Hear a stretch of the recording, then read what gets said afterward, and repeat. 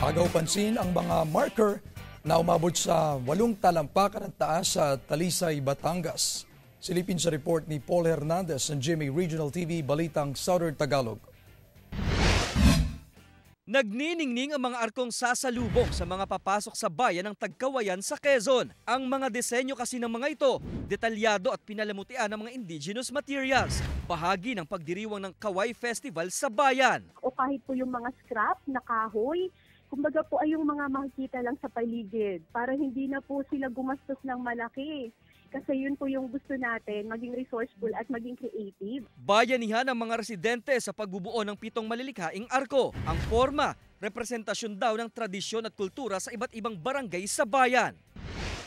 Naglalakihan namang mga marker ang bida sa Talisay, Batangas. Ang taas niyan, umaabot ng 8 talampakan na gawa sa mga native na materyales. Itinatampok sa 21 markers na nakadisplay sa mga barangay ang yaman ng bayan at dahilan kung bakit sila tinaguri ang Seedling Bowl of the Philippines. Yun din ang number 1 source din ng income namin. Lahat ng fruit-bearing trees, all kinds of trees, nandito sa Talisay. Bahagi ito ng selebrasyon ng kapistahan sa bayan at Punlad Festival. Pinagtulong-tulungan daw itong nabuo ng mga residente ng 21 barangay. Pagpapakita ng pagkakakilanlan ng iba't ibang lugar sa bayan.